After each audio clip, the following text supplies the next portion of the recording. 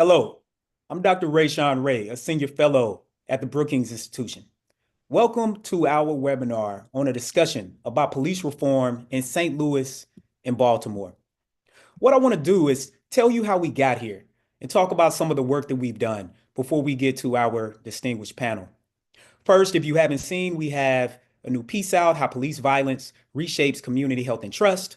I'll be sharing some information from that, as well as a state level database measuring police reform that we think really sets the tone for the way that in many ways police reform is focused very locally in cities like St. Louis and Baltimore, and then at the federal level through legislation that is aimed to be passed, such as the George Floyd Justice and Policing Act. Missing is what's happening at the state level in the middle, and the way that states might actually help with police reform and in other ways might actually hinder it. We know that one of the reasons why we're here is we can look on the left at Michael Brown, who was killed in Ferguson, Missouri, a suburb right outside of St. Louis, and on the right, Freddie Gray, who ended up being killed following transport by police in 2015 in Baltimore. One thing that we know that research documents that over 1,000 people are killed by police each year. That is a person every 8 hours. However, there are huge variations across states, and these variations can range in huge ways. When we talk about legislation, the big thing to note is that passing police legislation in states can range anywhere from as low as 2% to upwards of 80%. And police reform is not only focused on reform meant to provide police accountability, but also protections that actually give police more immunity. When we look across the United States, we can see the wide range in terms of the rate at which people are killed by law enforcement, ranging from very low to upwards of about 11. The darker the blue suggests the higher the rate of police killings in those states. So you can see that there's huge variation across the United States in terms of what this looks like. When we look specifically at Maryland, where Baltimore is located at, and Missouri, where St. Louis is located at, we also see huge variations. The first big thing I want to note, though, is that the size of Maryland, Missouri, despite Missouri being larger geographically, it has a very similar number of people who are in each state, over 6 million. But the Black population in Maryland, as shown here at the bottom of this slide, is significantly higher than it is in the state of Missouri. The rate at which people are killed in Maryland is about 180 people over the past 10 years, compared to Missouri, where we see that 310 people have been killed over that 10-year span, nearly double. So we can see that the rate at which people are killed is much higher in Missouri than it is in Maryland. And when we look at incidents such as what happened with Michael Brown and what happened with Freddie Gray, both cases that became extremely public and helped to catalyze the Black Lives Matter movement, we can even see variations within these states. One of the other things that my colleague Robin Moore and I looked at was specific legislation that focused on reform and then police protections. When we talk about reforms, we were looking at legislation that talked about new training, providing oversight, banning certain tactics that we know that increase violence, and then also implementing technology to increase transparency. When we focused on protective measures, we looked at appropriations for new grant programs, which we know through the COPS program federally has increased federal spending on law enforcement over 350% since 1980. We looked at proposals and protective measures that limited oversight capabilities, such as oversight boards that limited liability. In other words, that actually bolstered qualified immunity to allow for law enforcement to not have the same potential liability for harming someone. And then also might have imposed harsher penalties for criminals against the police, but also other things that we know that's really important, such as providing resources for law enforcement, whether they be around mental health or housing and even pay. When we look across the United States, what we actually see is huge variations in the percentage of reforms being enacted. In other words, of the proposals that were brought forth that dealt with policing and law enforcement, how successful was the state legislature in passing those reforms? Well, let me give you a couple of comparisons. Let's go to New York, which is a state because of the size of the population gets a lot of attention. Although a lot of proposals were presented, and people might hear policymakers talking about this in the news and thinking about their reelection efforts, and in many ways, I do think really trying to do the good work in their communities. Less than 2% of all legislation proposed in the state of New York dealing with policing was actually passed. Comparatively, let's go to Colorado. That has in many ways been a pinnacle for what collaboration across the aisle and police reform looks like. Colorado has passed nearly 80% of all legislation that has came up as it relates to policing. And we also see huge variations in Maryland and Missouri. In Maryland, they passed over the past, say, 5 years, about 34 pieces of legislation, nearly 15%. That's almost 1 out of 6. But one important thing to note about Maryland is that Maryland oftentimes has a package of bills. And in the state of Maryland, following Freddie Gray and other incidents, passed the Maryland Police Accountability Act, which is the most transformative and progressive form of police reform, dealing with community oversight boards, banning qualified immunity, dealing with use of force and other aspects that went into that bill. So even though we see that percentage being there, the impact of just that particular legislation in and of itself is significant if we started to break down that particular legislation. Missouri, on the other hand, has not had the same level of passing legislation as it relates to policing. Less than 2%, very similar to New York, but different from New York, where there are a lot of legislators actually proposing legislation on policing. In the state of Missouri, we're not seeing that at all. When it comes to protective measures, we see that Maryland, about a third of the time, much fewer bills for pro-police, but still legislation that deals with mental health and housing and other sorts of things. Missouri, on the other hand, this is pretty much what their police reform has looked like at the state level, is enacting pro-police protections to prevent officers from facing prosecution and civil liability. And one big thing that we found in our work is how much this relates to the stability of the state legislature. And you can see this variation. The redder means that Republicans are more likely to control the state legislature, and the blue suggests that Democrats have been more likely to control the state legislature. And then we can kind of look in the middle, states like Michigan, Virginia, even Alaska, where it's kind of going back and forth. But overwhelmingly, there's been a lot of stability in state legislatures. In Maryland, it swings far to the left, being controlled by Democrats pretty much every single time over the past 10 years. Comparatively, Missouri, swinging far to the right, being controlled by Republicans. So we can think about the juxtaposition and how this is played out. One of the things that we wanted to do, Keon, Gilbert, Ali Sewell, Jennifer Robertson, myself, is to take a deep dive into what's happening in St. Louis and Baltimore. We conducted 20 stakeholder interviews deeply in these communities with individuals who could offer various perspectives, with elected officials, police officers, community activists, and advocates, all offering valuable perspectives. What I'm going to share is 2 parts of what they share with us. The first deals with community health. Leaders in both cities define community health holistically as encompassing access to resources, autonomy, and equity across various institutions. These are some of the quotes that came up. I would define community as whether or not people are able to have control over things around them, live comfortably. Infrastructure, talking about everything from grocery stores to hospitals to schools and everything in between.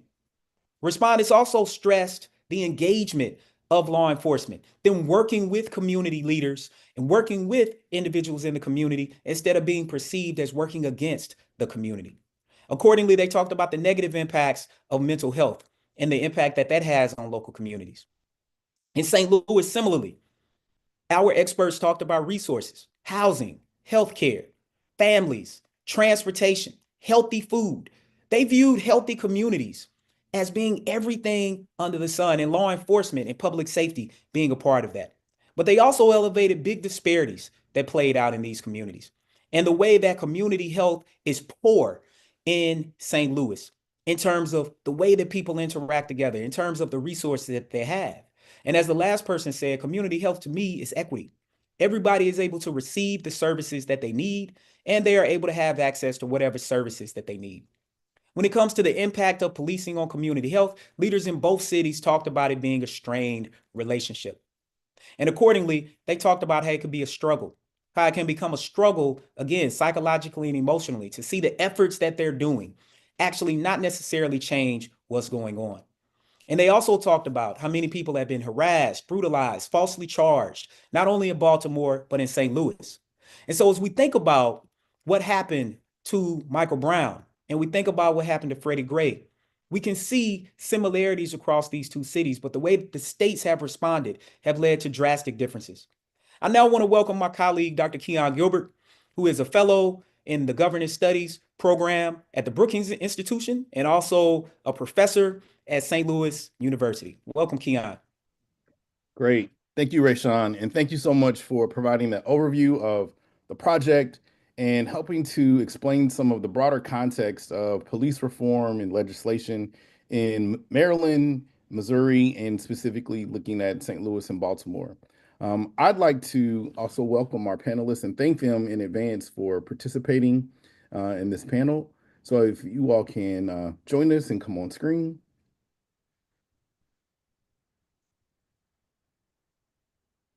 Great, thank you.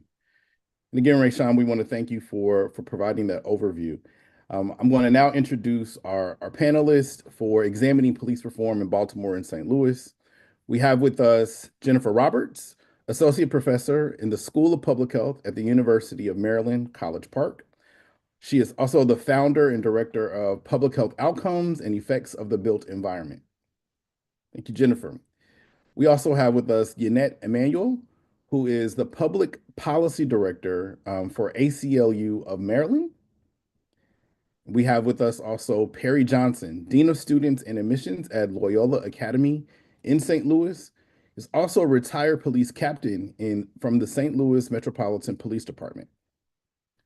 We also have with us Aliasa Sewell, who is a professor of sociology at Emory University. Great. Thank you so much for joining us.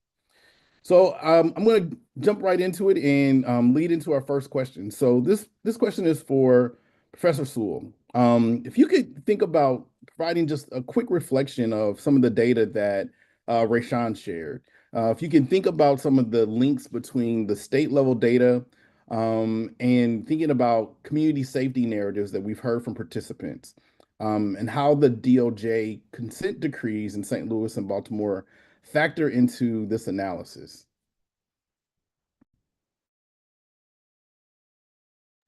Keon, this is a great question. I'm going to have to unfortunately or fortunately flip your questions because I think the question around DOJ actually is going to inform a lot of our understandings of how our data can actually be used to think on how the consent decrees in St. Louis and Baltimore, the ways in which we're acting on them could be a larger plan to enact or to follow for other local areas. So the quick answer, perhaps a little long, but the quick answer is that, you know, the prospective U.S. Attorney General at this moment, Pam Bondi, does not appear to share the conservative sentiment that the previous Trump administration and things like Project 2025 acted upon regarding consent decrees in 2017 to 2021 or so.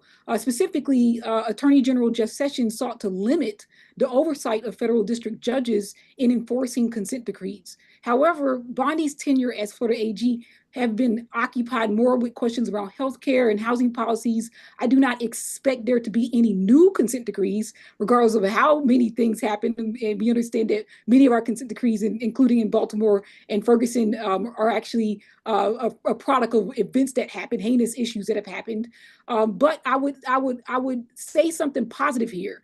Federal distractions on the issue, whether it be reproductive rights or housing and so on and so forth, actually give us an opportunity to make substantial and significant advancements in police reform at the state and local levels. And I think that's what the consent decrees are that we're looking at in Ferguson in particular, and in Baltimore, in the sense that the federal judges in those states have upheld the fact that these police departments need to continue on these efforts, regardless of how difficult that has become.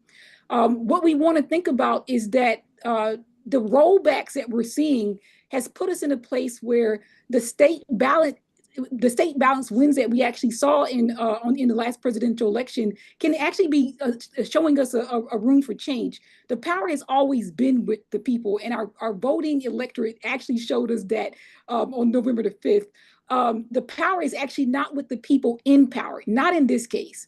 The administrative executive office may not be trustworthy or reliable, and the pressure that the everyday people can place on the state, local, and legislative politics promise more fruitful avenues for police reform. I believe, probably like a lot of civil rights advocates, that we have lost the Supreme Court. In that light, our state level data can actually play a key role in making the clear legislative victories that we have had and how those victories have clustered with other wins and other social conditions. The data, I believe, can also provide a single platform to identify the logics, or where to look for the logics that have been less effective. However, we must be efficient in crafting our narratives. I think this is even more important with the state and local areas, because the officials can change very quickly.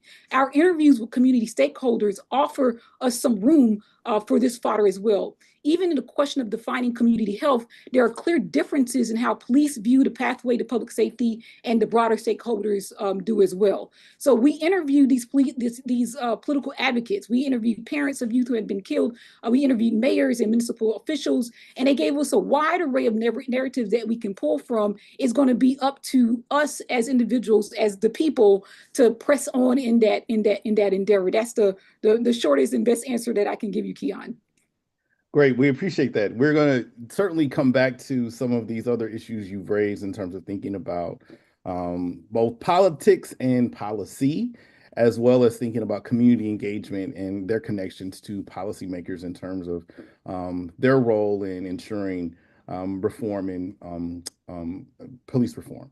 I'm going to quickly turn to Captain Johnson and to offer some reflections on the project itself, and thinking about how reform in these two cities have met some resistance and some barriers.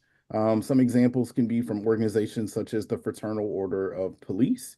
So in thinking about some of your own experiences with folks who haven't been fully supportive of police reform. Hey, great question, great answer. What you have to realize about police reform is you got to really look at who it benefits.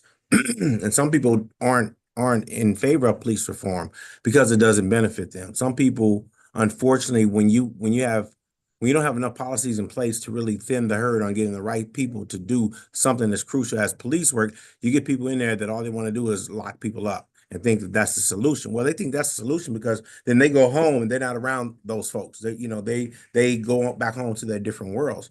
And so oftentimes you get people that are resistant to communicating with the community, because one of the first things with community partnerships is communicating with that community and gaining their trust. If you're able to gain the community's trust, then there's a lot of things you can do, because number one, you're going to start to find out what the needs in the communities are. And you have the community that's going to assist you in helping with these things. So projects like these are crucial. But also what's more crucial is that relationship that police department develops with the community that they police. And I say that very carefully, because a lot of times in our Black communities, we're policed, but in non-Black communities, you're patrolled. And there is a big difference. So it makes a difference who you're dealing with and how deep they are in with their police associations and their FOPs, who they don't want to oftentimes go against. And it creates a lot of different dynamics. And I have to believe that today, policemen are truly divided in a conundrum, because you have the leader of the free world who wants to turn police into something that they aren't meant to be. And trust me, within those ranks, there are some people that want to do that. But then you're going to have those that say, no, I'm not going to do that. I'm not going to go out here and just hunt people and do things like that aren't right. That's not what I signed up for. So you're going to have splits, and then it's going to come down to, what does that administration want to have happen? What type of relationship does the administration have with the city that they're within? And how far are they willing to go to support the right things that the citizens want to have? But it has to start with working together. I've always been a proponent, if you're going to do training, bring citizens in and show them what training you're doing so they can understand it, so that when they see your officers do something down the street, they say, hey, I understand why he's doing that. They trained us about that. I know what's going on there. You have to be in the mindset of building allies and not enemies. Thank you so much. I just want to maybe quickly follow up. One of the things that you talked about was sort of discord and divisions within police agencies themselves. Maybe if you could speak to some of the things that you've seen in terms of ways that some either agencies or specific officers may have been or are working towards trying to build a greater unity within police agencies. Gotcha. Within police agencies, you have a number of different people. You have the person that generally wants to do the job and they want to do the job right. And they come in with the mindset of helping to save the community that they serve. Then you got some people that just want to come in and abuse the power that they were given. And that causes conflict. As young officers come in, it's crucial who you put them with to help shape what type of police officer that they become. Because if you don't do that, then you create a conflict. Because within the ranks of the police department, they always say, hey, we're all blue. We're all blue. Okay, yeah, that's cool. But we're all blue until something happens. And then there's light skin blue and there's dark skin blue. And there's a difference in how they're treated. And the unfortunate thing is you have to figure out which side of the ball game you're going to be a part of. Are you going to be a part that does things right and treats people correctly? Or are you going to go along with some of the status quo who say, hey, we're the police officers, we're the strong arm of the law. We're going to do what we have to do to go home. And that's kind of always model. We're going to do what we got to do to go home, no matter what happens with that. Where are you morally, where are you going to fall? And that's something that you have to determine, and how strong are you to stand up against that? Because what a lot of police officers worry about, well, if I go against the status quo, then when I need help, they're not going to come help me. Not realizing that, hey, you know what? There's some other folks out there that think like you. And if you all are working together, then you can survive. I was blessed enough to have a couple of great partners that as the kids say nowadays, stood on business. They were about their rights. They were about the rights of our people that look like us, and they let people know that. They called people out on their stuff, and you never doubted where they stood when it came to what we call community policing, police reform, all those types of things. There are a number of different things right now that can be done in police reform, in police reform, statewide, citywide, across this nation that haven't been done. There are things you can implement that join police departments and communities together that haven't been done. One of them was a program we called Cops and Clinicians, basically putting social workers in the cars, in police cars, to handle certain calls because they become a social problem before they're a criminal problem. So if you can nab that problem while it's still social, then you minimize the resources that you have to do that. And when you minimize those resources, you create additional time for your officers to have time to get out there and walk up and down a block and get to know each other, get to know people in those neighborhoods instead of just driving by and not paying them any attention. So sometimes you have to put things in place to force the issue. Great. Thank you so much for sharing that. Speaking on standing on business, I'm going to turn to Yannette. And we know that the ACLU has a large portfolio and working on different forms of legislation and policy reform. And we know that you're working hard in Maryland. If you could maybe spend a little bit of time of discussing some of the strategies that you've been involved in with ACLU, working on police reform at a local and state levels, maybe even highlight some successes, setbacks, and even barriers and resistance you've experienced also.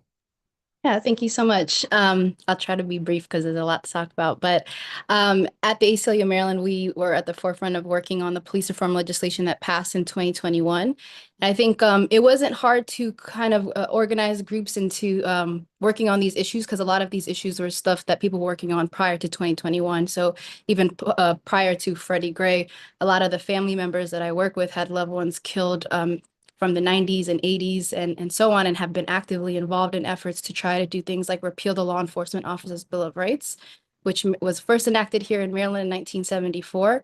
And I think what we did differently and that was successful is really center our campaign and our organizing efforts around the community, and in particular, people who've been directly impacted by police violence. We were able to organize a coalition of more than 100 different organizations and individuals, faith leaders, directly impacted individuals. But at the center of the decision-making were the families that were impacted by police violence. A number of them we met through our intake line or working, doing work in the community. And that was really key because they helped develop our messaging, our strategy, and also just what we were focusing on. So we had 5 demands in 2021, and that was to repeal the Law Enforcement Officers' Bill of Rights, reform Maryland's Public Information Act to allow public disclosure of police misconduct records, finally establish a statewide use of force statute, because up until then, Maryland was only one of 9 states that didn't have one, as well as return local control of Baltimore City Police Department back to the city, and remove police officers out of schools. And we successfully passed 4 out of 5. We're in the implementation phase of all of that. But one of the things that we emphasized that was critical is that, you know, we, like was mentioned earlier, had 180 people die from 2010 to 2023, I believe. And we worked directly with those family members, and we didn't want just watered down legislation or something just as simple as training. We wanted to transform policing by transferring the power into the hands of the community. And that looked like community control of the police disciplinary process. That was the floor. Like anything less than that was unacceptable. And as well as allowing transparency into police misconduct records. There was a lot of resistance, as you can imagine, but we combated that with having a really robust campaign of community members involved in the process. I think it helped work to our benefit a little bit that legislative session was during the height of the pandemic, so a lot of people were at home, and the legislator was virtual, so it allowed more access for individuals to participate in the legislative process like we haven't seen before. We had family members on hearing calls up until midnight, and they stayed on the call too because they thought that this was important. There was door knocking efforts. There was really a lot of education that was done with the legislators and really humanizing the issue for them by having them directly speak with those folks who've been directly impacted, and humanizing this is what happens when you have a law enforcement officer's bill of rights and it impedes police officers who conduct misconduct for being held accountable. And it created a situation where some legislators felt like if they didn't support this legislation, they would lose their seats. That was really the only way that we could combat all of the organizing that the Fraternal Order of Police was doing, was by really making this a people-centered campaign. And I think that is why we got the results that we did. Right now, we're in the implementation phase of that. Still a lot of resistance, especially from the Fraternal Order of Police. So through the repeal of Law Enforcement Officer's Bill of Rights, we established police accountability boards in each county, including Baltimore City. However, none of them have independent investigatory and subpoena powers. And so that's currently something that we're advocating for.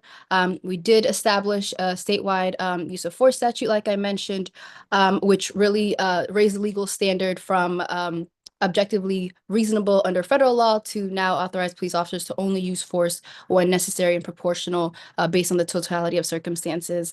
And we passed the Maryland Public Information Act. But again, implementation is really key to seeing if any of these is actually going to be successful. So we're still monitoring. We're currently actively in litigation in Montgomery County in Maryland because the FOP there is trying to block efforts to access to misconduct records. So the work did not end when those bills passed. It's ongoing. And again, none of this could have been done without working directly with the community. Thank you so much. One of the things that both you and Captain Johnson have talked about is really building relationships. And you've sort of outlined a really robust campaign to working with communities, making it, as you, in your words, a people-centered campaign. If you could maybe just offer up a few sort of lessons learned about building trust with community, especially around police reform. I think that could be really helpful for some of us, for some of those in the audience. Yeah, I think one of the key things is that, the people working with them look like them. I'm a Black woman from working class background, so there's just a way that I can connect with some of them in ways that maybe white colleagues cannot. I think that was key to helping build some of that trust. And then it's also just being consistent over the years. A number of these folks have been working with us for over a decade on some of these issues. They didn't get as much limelight until 2021 and the height of the resistance, but there was consistency there. And even though we couldn't help them or support them through litigation, policy is a way that we could engage them in the process. And the other important part about building trust is having them involved in that process. It wasn't a transactional relationship. They weren't just there for pictures. They are in our steering committees. I did not negotiate on legislation without consulting with them. They're in the rooms with us when we're having meetings with leadership and the legislator. So they were intimately involved in the process. And we spent a lot of time talking about what should we prioritize, and really making sure that they understood what the legislation said, so that when negotiations came up, they were actively involved in those conversations.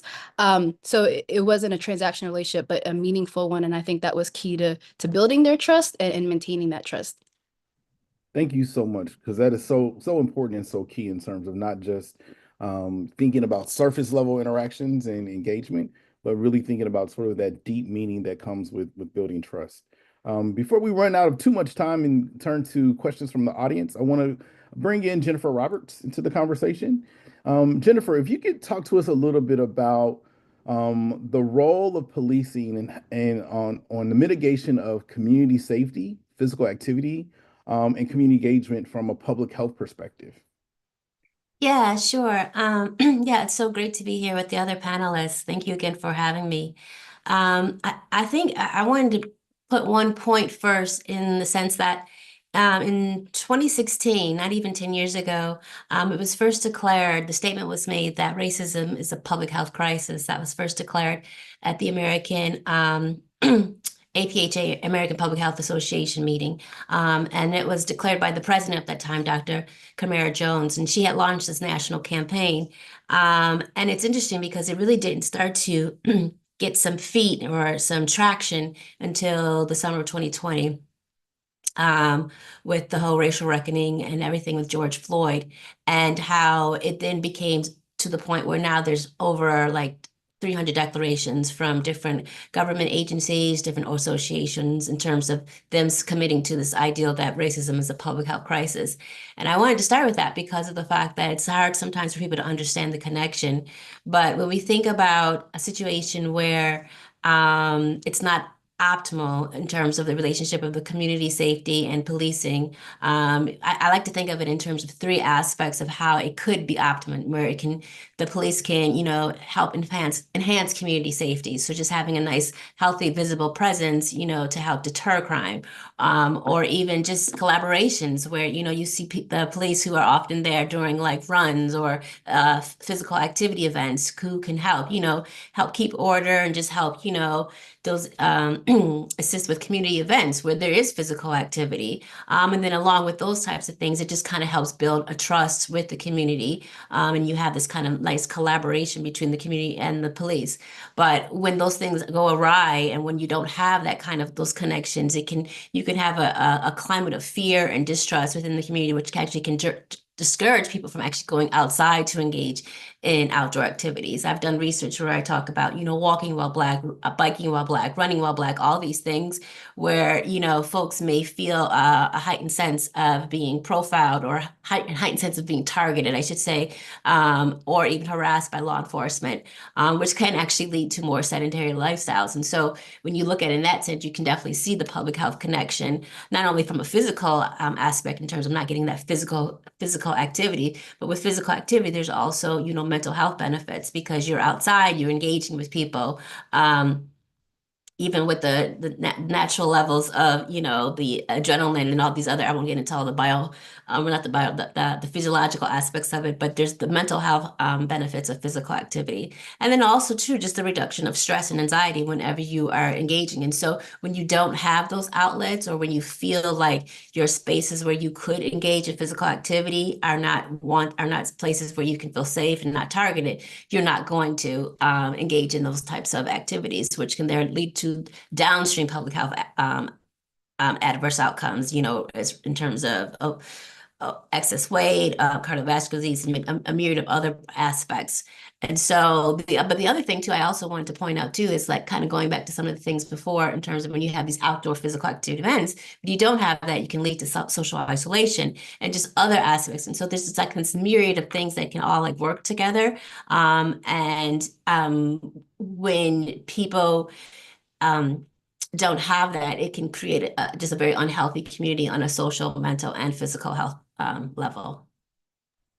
Thank you so much for sharing. So, you've talked about health having in many ways sort of this dual impact on thinking about at least two ways of community safety and public health. One on communities themselves and two on the officers. And so both being physical and mental. Maybe if you could share a few sort of narratives about why that becomes really important in terms of moving forward with police reform legislation. Well, it becomes important because I believe the healthiest community is an active community, an active community that's also engaged with each other. And when you have these fractions or you have these parts where you have some communities that can have the opportunity to be healthy and others, you just kind of create this increasing gaps or these increasing gaps and health disparities. And so it's really important to have this kind of like concerted effort between law enforcement and the community to be able to actually have a healthy community. And so that people do go outside. And actually, when I also say go outside, it's not even just so much the recreation activity, because a lot of times people think of physical activity. It's like, oh, I'm going to the park, I'm going to do these exercises. Yes, I'm talking about that, but I'm also talking about the everyday today thing. I'm talking about the Trayvon Martins who are just walking to the corner store. I'm talking about just everyone who just wants to go and take a bike to get to a place to do something, and you don't want to just get stopped because you're just, you're biking to get from A to B. So those levels of just like kind of like active transit or active living, just doing everyday things in life that are not necessarily recreational activity. And so when you don't have that, or you don't have an environment that can help facilitate that or help encourage that, then you will have an environment where people are less likely to achieve those optimum physical and mental and as well as social levels of health. Yeah, I mean, and that really speaks to sort of these dueling narratives of that come from these different disciplines, different areas. We in public health, we want to encourage people to be outside, to be physically active in lots of different ways. And then you have this negative narrative where you're walking while Black, driving while Black, or engaging in physical activity while Black, and you have these negative encounters with police. And maybe we could ask Captain Johnson to speak to a little bit to that, to that juxtaposition. And so thinking about, on one hand, there is crime that happens, and there is that police brutality, police violence that happens, and how difficult that is to sort of manage those two things, and thinking about how it affects community health. Maybe if you could speak to some of your some examples into your ability to work with communities to try to mitigate some of those things. First and foremost, police brutality is a crime. And that's the reality of it. And it's not hard when you understand the dynamics of police work, and something that was mentioned here earlier, use of force continuum. They have rules that dictate the amount of force that you use. You go into it not wanting to use any force at all, and you only elevate when that other person elevates, and you stop when that other person stops. Had some of these things been happening, we wouldn't have as many Black males that have been killed that have been killed. And it's a shame when you pull up on a Black male, you think he's an adult, and within 3 seconds you've killed him, when all you had to do was talk to him. It's always it boils down to time and space, because when you think about what the use of force means, the bottom level of use of force is communication. The top, of course, is deadly force. And one of the things that can help you handle any type of situation is time and space. If you create space, that gives you more time. So obviously, a lot of these officers never did that. They rushed up on a situation and overreacted. So when you start thinking along the lines of what combats that, when you have stuff like your citizens academies, things that are working with other people. Excuse me 1 second. All right, thank you.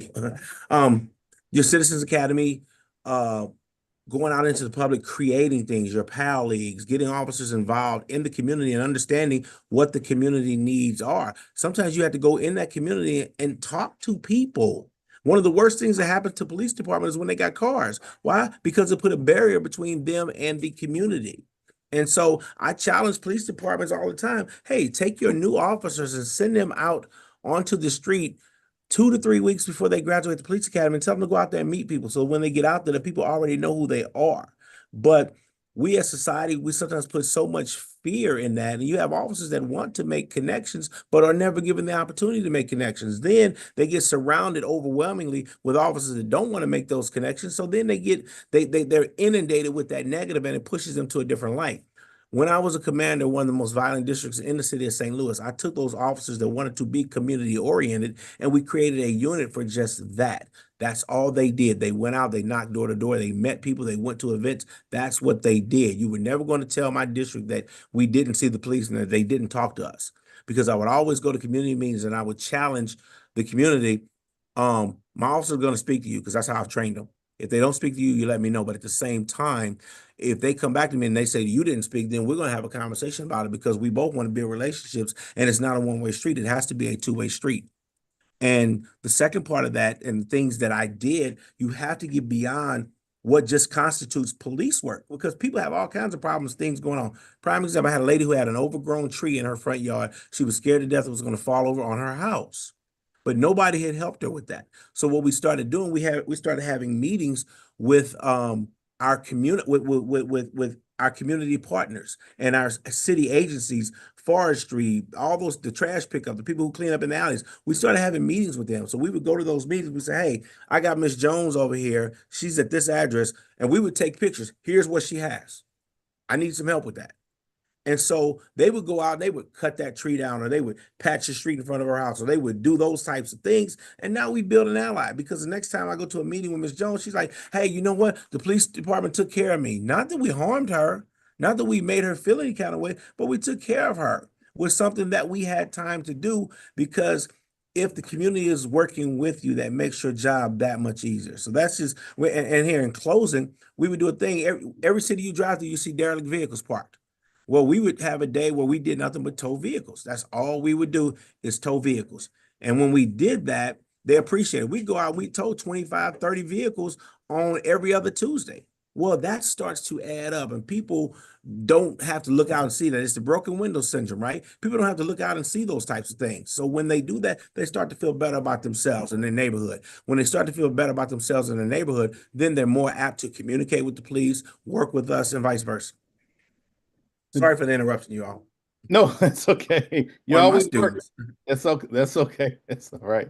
I mean, in many ways, you've really described a couple of different strategies and opportunities to not only think about, yes, lots of communities have lots of issues and challenges, but also thinking about the assets and thinking about even the aesthetics of communities. And in part, building this coalition with communities and partnerships with police of caring, concern, and compassion. And that really sort of shapes or reshapes the narrative of what public safety looks like, and even sort of ways that officers can positively impact community health. And thank you so much for sharing those examples. Go ahead, if you want to add some more. Last thing. Yeah. And it's interesting, when I left the police department in 20, when COVID hit and my own police department kind of turned on me, I left, and I lived in a county of St. Louis that had a community, and the police department there, the citizens set up a protest out in front of the police department, and they painted Black Lives Matter on a major roadway in St. Louis County. Black Lives Matter. Now, for me, my mentality was, that's an opportunity. Put my officers out there, say, hey, cool, no problem. We're going to support you on this. Everything's good. But no, that police department came out there and spray painted over it. So now, tell me what you think that did to the relationship. Yeah, really significantly changes the direction of that. Many different ways. I want to bring in Ali Sewell back into the conversation. A lot of your work has focused on the importance or the relationship between hypersurveillance and illness spillovers, what you frame as illness spillovers. If you could help define that and help us to think through how police reform can be part of harm reduction to reduce risk for chronic conditions. So thank you for bringing it. There are so many conversations that came to my mind as Yannette, as Perry's talking. If you don't mind, I appreciate you coming in and telling these stories of how you are on the ground with people. So I'll give you the shortest way I can do this. So I start with the conversation of hypersurveillance. Hypersurveillance for me means three things. It is excessive stops. It is aggressive stops. So we're going to, oh, I stopped you, I'm patting you down, I'm using weapons against you. That's a little bit more than that. And you mentioned this, but lethal. So I want to talk about how little it takes to infect a spillover. So a spillover means, how I test it is not if you have contact with the police, but if you live in a neighborhood or a community area. In Philadelphia, I use census tracts and zip codes. In New York City, we use United Health Funds, which are community health service districts. In both those areas, which are under consent decree. And New York has been there for decades, okay? Philadelphia since 2011. In those areas, you see higher if you live in a community where there is additional block, not 10 blocks. If you're going to the store, Jennifer, you're 10 blocks away. I just need one block where there's a stop and a frisk. I need 1 block out of 10. I need 3 blocks out of 10 for use of force, 1 block out of 10 for frisking. You have higher levels of diabetes, higher levels of asthma episodes, higher levels of high blood pressure, more obesity, and people believe that this is not a good thing for my health. My health is bad. You have a situation where people are more likely to say they feel nervous, they feel worthless, they feel like every day I get out there and I can't get it done. You see that there are gender differences in this question. Men in particular are more likely to say a black guy, a black boy going to school the next day, he's experienced a no-knock warrant, he gets up there the next day and he's going through the metal detector and they stop him. And when he stops, when he goes to class, he is not thinking about math. He's thinking about, I don't know if this is going to be a good for me. And we treat him like that. Women, in fact, we know from our study, Keon and Rashawn, if you live, listen, this is how little it is. 1 out of 3 years where there's a lethality. This is where we call it lethal surveillance. This is when not a journalist, but a doctor says without contact from the police, no doubt about it, they would not have died. Okay, so in this, they call it legal intervention deaths. I don't need someone to die every year. I don't need it every block. I need 1 time out of 3 years. In the 10 years prior to the fall of stop, questioning, and frisk, 2014 in New York City, there were 77 stops that would classify as too many. In those areas, yes, there was higher levels of obesity for other people. There were higher levels of obesity for women, but the gender difference in those neighborhoods, it was women who had a higher risk of they call it a CVD risk, right? You have higher levels of obesity, diabetes, hypertension, not men. These are the people who were left behind. This is what we call carceral grief. Last one I'll get to you.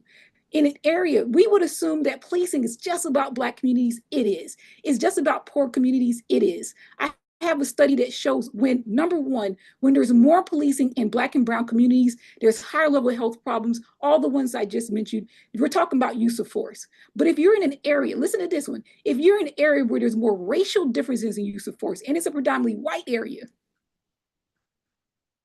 not me and you, I don't live in a white area. If I live in a white area and I'm seeing this kind of stuff, I have bad health. So policing is a problem for everybody, not in the same way. In the question of physical health, we had higher Asians who have better health across the board. If they saw police use force more, they had bad health. So I'll stop and say, these are spillovers. I don't need to have contact, but I'm gonna give you something that's it really hurts me. In New York City, there are 30 stops out of 100 residents. But if you're a Black person, there is, listen to this, 1,800 stops per 100 residents. So you can expect within a year, if you're walking through New York City, you're a Black person, you're living in a Black area, it is likely that you will be stopped at least once a month. Now, I'm not saying it's going to happen to you, and that's the point. That's the spillover. It might not ever happen to you, but what we get with hypervigilance, what we get with hypersurveillance is the fact that just being in these, you mentioned it, Jennifer, a climate of fear, just being exposed to this carceral grief, that gets inside of your skin and you can't get rid of it. And it doesn't just matter if it happens your area to you, it matters if you're in these larger spaces where there's hypersurveillance. Thank you. Thank you so much for sharing that. That's really damning evidence in many different ways. And Jennifer talked about the declarations of racism as a public health crisis. And one of the sort of supporting arguments was that racism harms us all. Racism has an effect on everyone in the community. In many of the same ways that you've articulated that hypersurveillance, police violence, police brutality harms us all in many different ways. Also, I want to, we have about 11 minutes. I want to ask the audience if they have some questions to start sending them in. We're going to keep this conversation moving along. I'm actually going to turn to Yanette to maybe share with us a little bit more about what ACLU is doing in broadening the definition and public understanding of police violence and how that is included or focused on everyday forms of aggressive activity and behaviors from police. Yeah, thank you. Just to add on to what Ali was saying about just the impact of this, in Maryland, 64% of traffic stops are for Black people. We only make up 30% of the population. And what we really had to do with the legislator, especially through our advocacy recently, to prohibit police in Maryland from being able to use the odor of marijuana, especially now that it's a legal substance, as an excuse to bypass their Fourth Amendment rights and search their bodies or their cars, was really just the impact these unnecessary stops and searches has on the individual. Sometimes it's not always the case that the person there's a negative interaction that leads to extreme violence, although that's definitely the case. But just the impact that it has on the individual and the PTSD that they have. I know one person that went to the University of Maryland with me got stopped 24 times in 1 year and was searched each time, allegedly because the officer smelled the odor of marijuana. To this day, that is something that he carries with him and has basically an anxiety attack anytime he sees those lights come up. That is a long-lasting impact that we see with people who have these unnecessary police interactions. Nothing was ever recovered. And in fact, what we found in Maryland is that less than 1% of car searches result in gun seizures, which is what predominantly the police said that they needed these odor searches to be able to retrieve. So what we've really had to do with the legislators is explain to them it's not just police brutality isn't just a limit, or the impact of it isn't just limited to deaths, but it's the everyday microaggressions and abuses that people, especially from working class backgrounds, are dealing with, whether it's unnecessary stops, whether it's just the assumption of guilt. All of these things do impact the individual, and part of the challenge was forcing the legislator to really recognize Black people's humanity and the way that this was detrimental to that.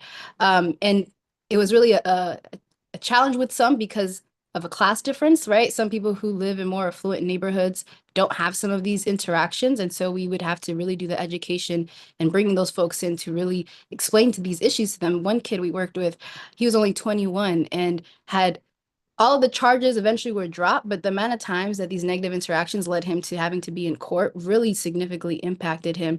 And to this day, and he's just a kid. And so we really, continue to try to educate legislators, not just about excessive force that leads to death, but these everyday unnecessary interactions really hurts the community, and it really hurts the police's efforts in their public safety efforts, right? Like Perry was saying, if the police don't trust you, they're not going to talk to you, and you need the community to be able to solve cases. And it's not even sometimes even just witnessing the abuse itself is damaging enough for the person to lose trust with the police. So if you're really serious about public safety, you need the community, but you're not the same people you're harassing are probably the same witnesses that you need to close a case. And so that's something that we're ongoing continuing to educate members about. Thank you so much. Captain Johnson, you've already talked about a little bit about training and some of the work and programs you've been involved in. And one of the narratives Rashawn has written about this is this idea of the bad apples narrative. And I'm going to refer to the Lean on Me movie which starred Morgan Freeman, and he offered this argument at a community meeting. And he said, well, it's one idea to have one bad apple, but he said, but what if I have 300? And so, what happens then when you have an agency or an entire system of bad apples? You have a big problem because that means that's been allowed to go on for a long time, and that's coming from the top down. And depending upon where you are within that organization, it will determine how you impact change. In the city of St. Louis, we had two police associations. We had a white one and a black one. Simply because the white one wasn't fulfilling the needs of the black officers, so the black officers got together and formed their own associations, and they're completely different. You got some crossover in between, but they're completely different. The white one wouldn't stand up for black officers' issues, so the black one had to stand up for themselves, and that's something that was created in a real life scenario that shouldn't happen. But you're never going to have anyone high enough to step out of their lane and say, hey, no, we're not going to do that like this. A lot of people are complacent because they get power, they get to a certain level, and they want to maintain that, or they want to stay there. And so they get complacent with that. Now, your best bet is, as an officer, and I often connected with political allies, local politics that want a lot of the same things that we want, and you start working on things together with that. And sometimes you have to go around the people that are trying to prevent you, because I ran into obstacles constantly. I can remember sending officers to Milwaukee to do training on a program that we wanted to put in schools with the kids, and my higher up would not sign off on it, wouldn't pay for it. So I paid for it out of my own pocket, and the training was tremendous. We ended up having a professor come down and take a study on our kids so we could get a lot of data points on the results and figure out how we needed to work with that. But they never wanted to think enough outside of the box to support something like that because it wasn't police work. They didn't deem that as police work. So long story short, if you have an agency like that, you got to start weeding out the top ones and start replacing them with ones that are trained correctly and letting them know ahead of time what you're going to tolerate and what you're not going to tolerate. But you also have to be supported by whatever city that you're involved in. Great, thank you. I want to bring Jennifer back into the conversation to offer some additional reflections about community engagement strategies. And we had a question even about substance use. And so maybe if you can help draw some connections between thinking about community engagement, building those relationships, and even how it may address public health issues such as substance use and abuse. Yeah, sure. I think, I think back to like some of the same similar statistics that were talked about by Ali and Yannette in terms of the police stops, and even just here specifically in Baltimore where I live. I think about like each year, the BPD officers, they make, several hundreds or thousands of really pedestrian stops per year. But what's interesting is in in Baltimore, where we have like over 200 different like neighborhoods, like almost half, around 44% of those stops were in just two small Black communities. And it thinks about this concentration of just having this microscope on you all the time.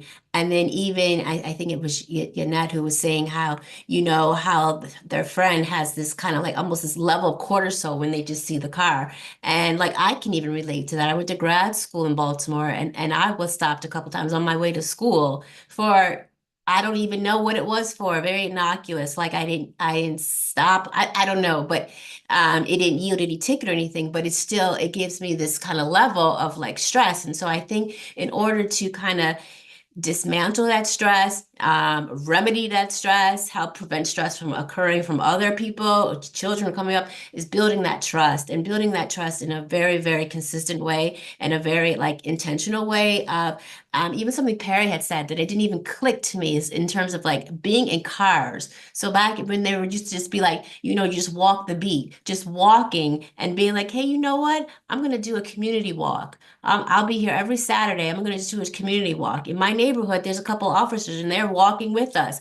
Just that community walk. I mean, they're not in uniform or anything, but just their presence, they're walking. And so that helps to start to build trust, and it helps to start to maybe repair trust that had already been fractured. And so I think that is something that is really important. And then also too, it also kind of, elevates the level of doing some kind of level of physical activity as well.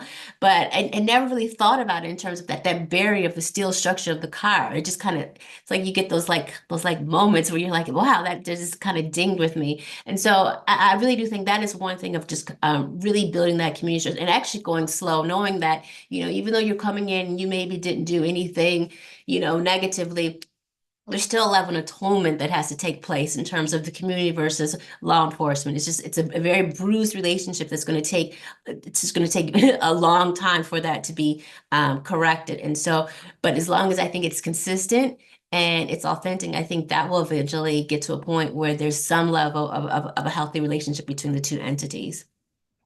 Thank you so much. So ask the panelists to maybe quickly offer up one indicator or metric of success as it relates to thinking about progress of police reform, and we'll close the webinar.